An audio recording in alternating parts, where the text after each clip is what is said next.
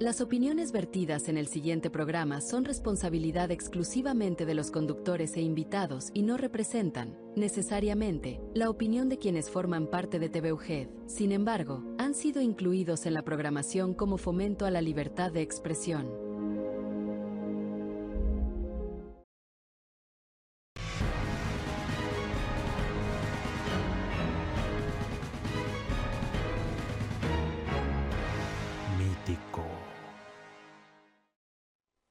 ¿Qué tal, amigos y amigas? Bienvenidos todos a este espacio dedicado a las leyendas, a la historia, a los fenómenos sobrenaturales.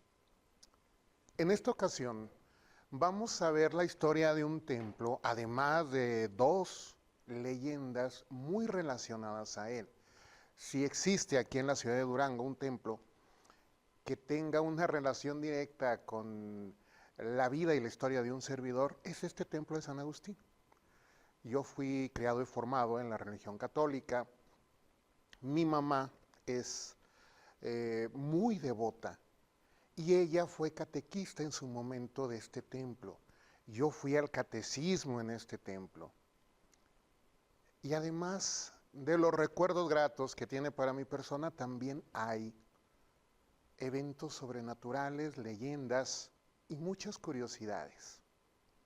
En esta ocasión vamos a explorar al templo de San Agustín, que también es uno de los templos más antiguos. Claro, aquí en Durango los templos en su mayoría datan de mediados del siglo XIX, pues es cuando se remodelan y se convierten en propiamente templos. Pero la capilla, el convento de los agustinos es verdaderamente antiguo. Y justamente en estas fechas otoñales sería bueno ver algunos aspectos. Primero vamos a ver una semblanza completa de la historia de este lugar.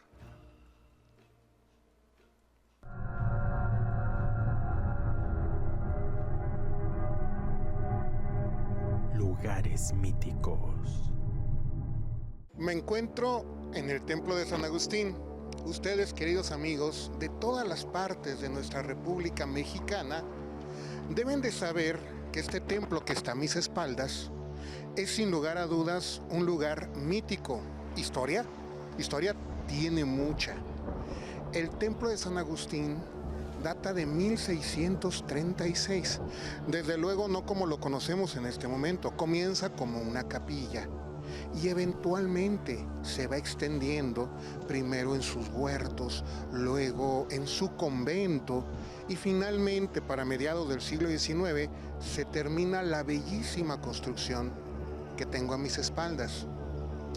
Además, fue testigo este templo de la última batalla de la independencia, tema que hemos tratado en este programa, y es justo en este templo el último bastión de las fuerzas realistas, ya que la Nueva Vizcaya todavía no se declaraba como territorio independiente. Además, en calle Hidalgo, que es esta arteria en la que me encuentro, es una especie de calle estrecha, semi-peatonal, acondicionada hace pocos años, porque desde el Paseo de las Alamedas es visible este templo, lo cual le da una vista espléndida para ustedes, queridos amigos. Cuando visiten Durango, dense la oportunidad de conocer este templo. Y para los que somos habitantes, también debemos de venir a disfrutarlo un poco. ¿Qué leyendas tiene? Muchísimas anécdotas.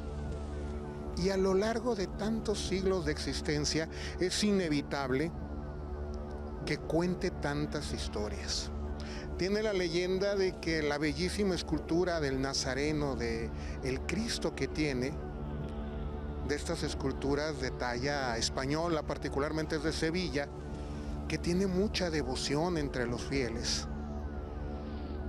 Cuenta la leyenda que allá en la época de la cristiada iba a ser sacado del templo, pero este Cristo simplemente se resistió. Primero empezó a adquirir de una manera inexplicable un peso enorme. Fue imposible cargarlo. No importaban los muchos hombres que lo intentaron. Y luego, cuando por fin, entre muchísima gente, quisieron sacarlo por la puerta, es como si creciera de tamaño y simplemente se resistió a salir. Esta devoción de esta imagen, particularmente desde luego en los días de Semana Santa, es custodiado por una pequeña hermandad o cofradía. Los Hermanos de Morado, simplemente lo conocemos nosotros.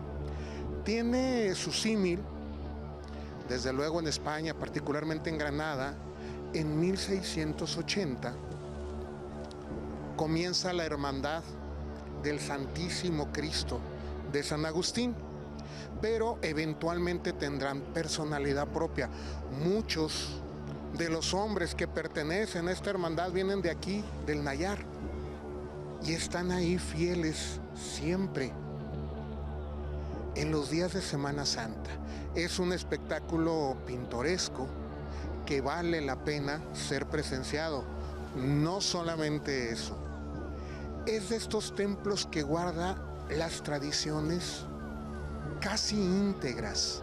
Precisamente en Semana Santa, en Viernes Santo, se tiene el Vía Crucis viviente, pero sin ser demasiado espectacular o sin ser como muchos otros que le siguieron, es el de mayor tradición en Durango.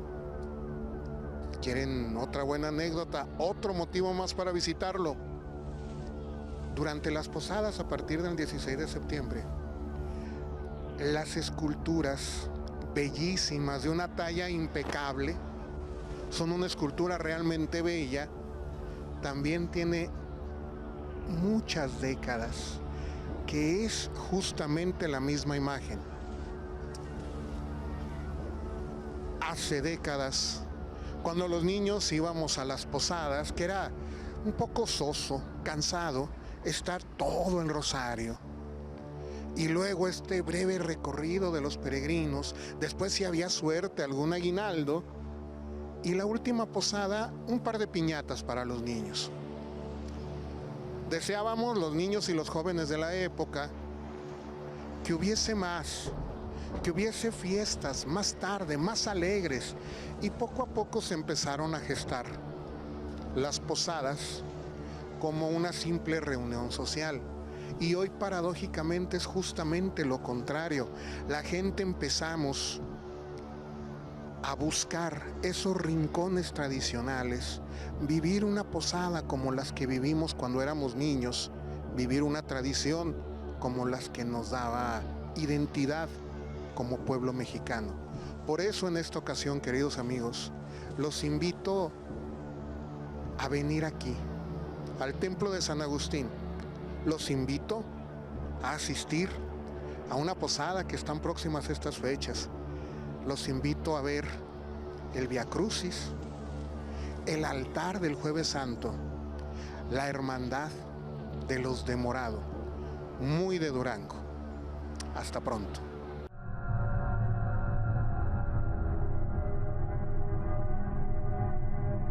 Lugares míticos.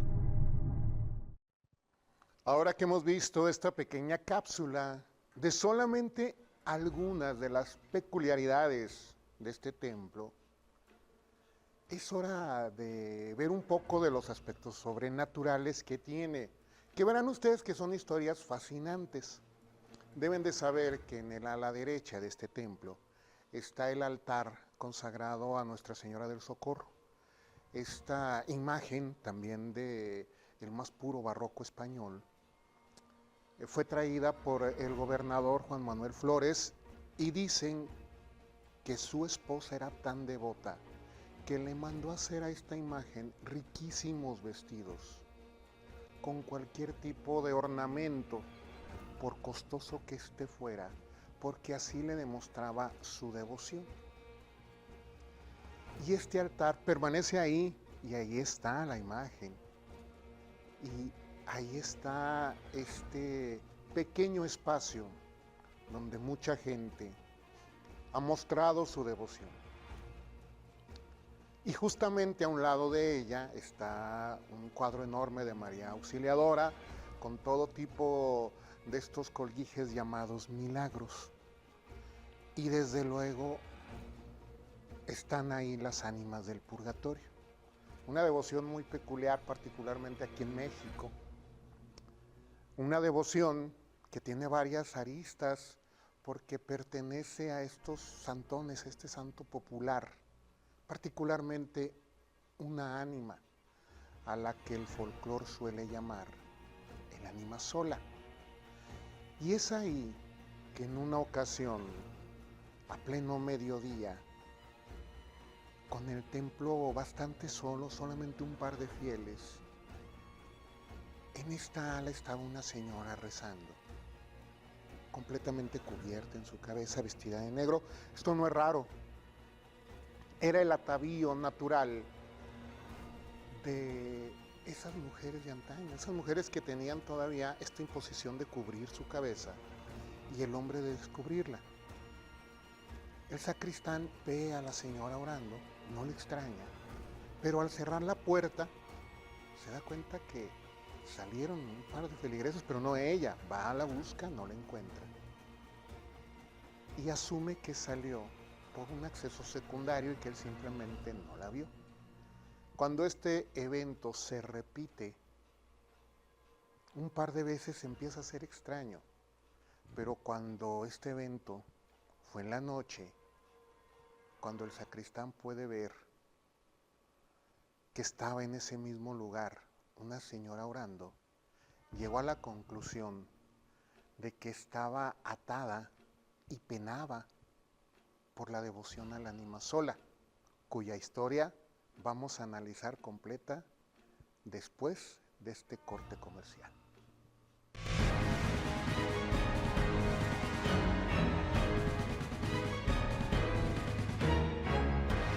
Mítico.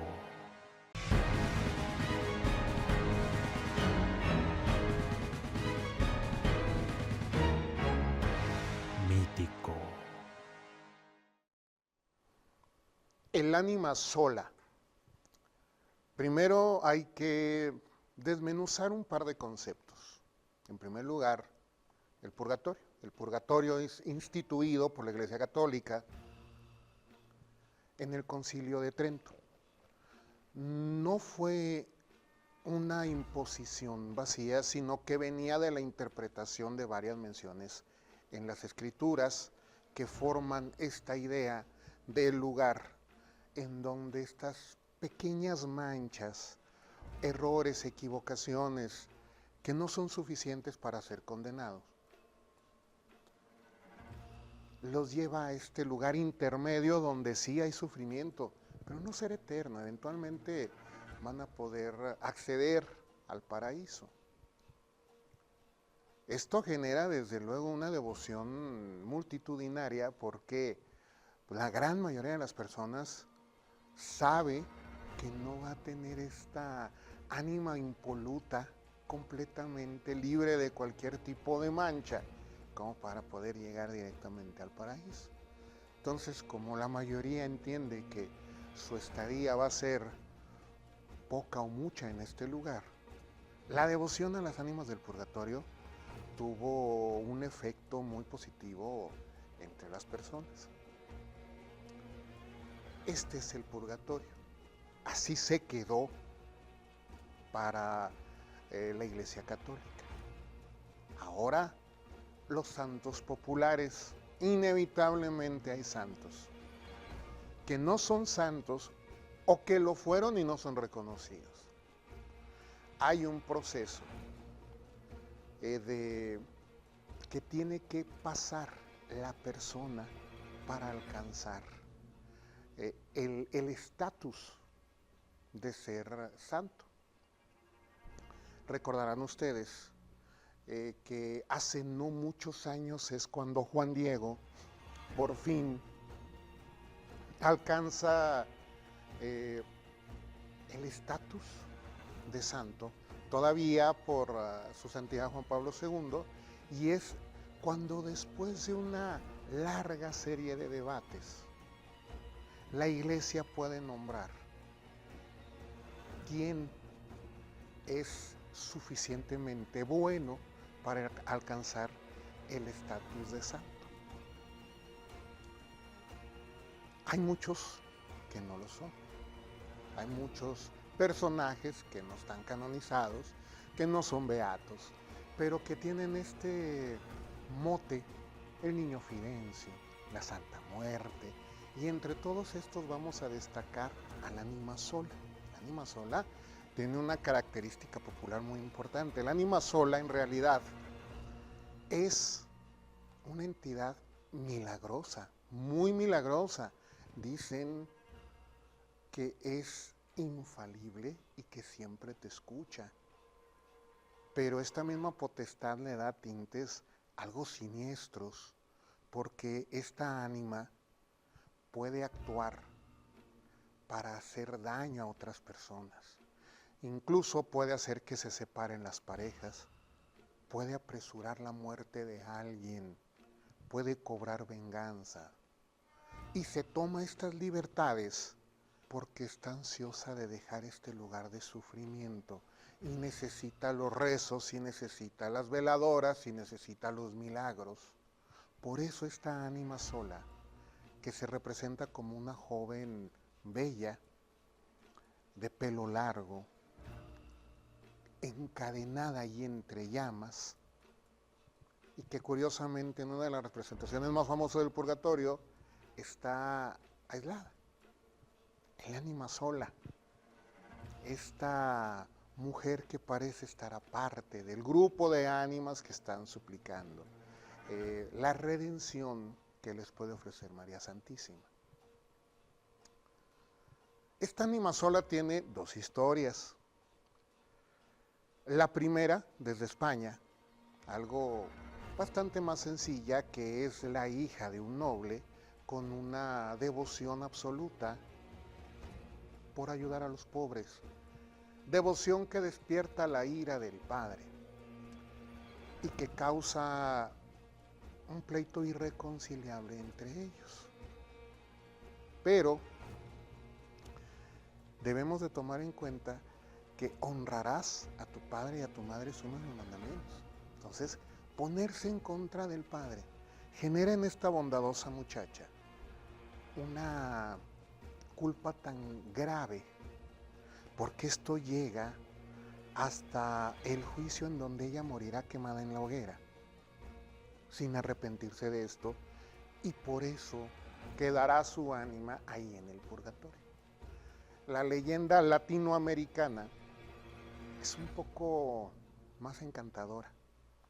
Es una mujer que se llamó Celestina de Abdégano, que era un grupo de mujeres que servían, auxiliaban un poco a los condenados a muerte en sus últimos momentos. Particularmente ella era aguador, es decir, les ofrecía un poco de agua en el suplicio. Dimas y Gestas, estos ladrones, reciben agua y atención de la mujer antes de morir, pero Jesucristo no.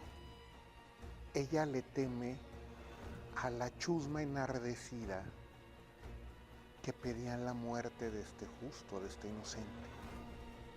Y por el miedo de que pudieran tomar represalias contra ella, de que pudiera ser repudiada por esta turba que ya estaba fúrica, deciden no acercarse al Nazareno. No le ofrece ni siquiera un trago de agua. Desde luego ella estaba viendo por su propia protección y se entendió bastante esta reacción de discriminación para con el Salvador, aunque ella no lo reconociera así. Y esto la va a llevar a que vaya al purgatorio una vez que ha muerto y se queda el ánima sola. Esta es la historia. Esto desde luego sucede en Viernes Santo.